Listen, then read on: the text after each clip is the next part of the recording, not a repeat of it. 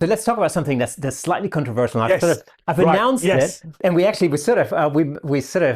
touched on that even over at imaging as well, because, and this will shock some people, I know you shoot all of your weddings, award-winning weddings, by the way. And that being said, you won basically the best in show in the wedding category Yep. at Imaging USA Yep. out of heck knows how many entrants. Yeah. With an image that was shot as a JPEG. As a JPEG. Yeah. And you shoot all of your wedding. I shoot everything JPEG. That's unbelievable. For those of us who wear t-shirts saying I shoot RAW. Yeah.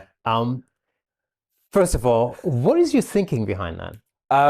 Okay, so initially it was a mistake on my part at a wedding. So I had the pre-production model of the X-Pro2 that Fujifilm launched in 2016.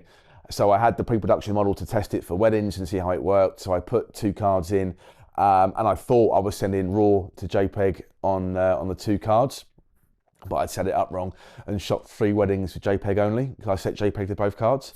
And at first I was like, oh, this is the day that people stop booking me, because I'd shot RAW forever. That was always the thing that you did. And then I got the files, I took the files off the cards, backed up. I was so scared to look at them. I'm thinking I've just shot a wedding in JPEG. What's coming? It was APS-C sensor too, so there's small sensors. And I looked at the files, I'm like, actually these are okay. And the client never noticed difference. So I delivered the file, we did some big prints for the wall, and the client was okay. So it took me about a year on where I did RAW and JPEG, but I just edited JPEG. So actually I used the RAW files as a backup rather than using the JPEGs as backup.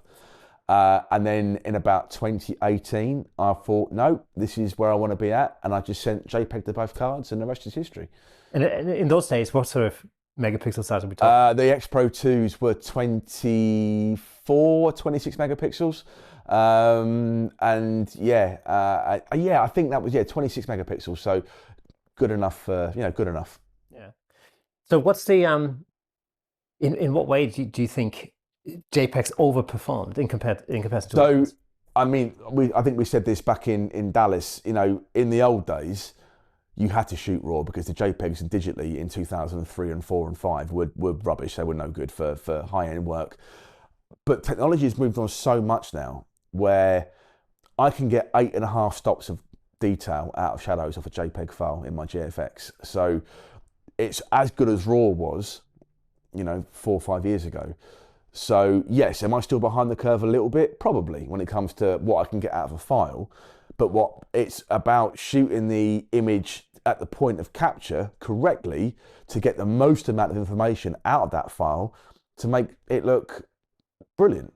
It's the editing time's quicker. The space is obviously less because you're shooting JPEG. Run it through JPEG Mini. It strips all the files down as well, so I can get a wedding to under 30 gigabytes.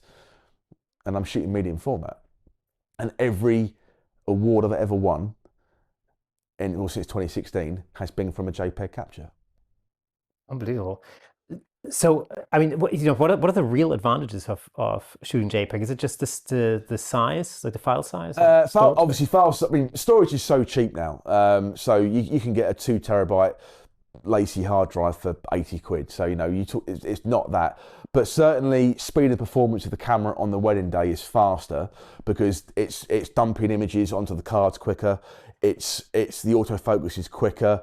Everything just seems to be a bit more snappy in the camera. And don't get me wrong, if I'm shooting for a corporate client, I mean, I do a lot of work for the Crystal Maze in London, and they have those orange little jumpsuits, and that has to be that specific orange in the picture. So I will shoot RAW and I will grey card it, get that orange perfect. So I'm not saying don't shoot RAW.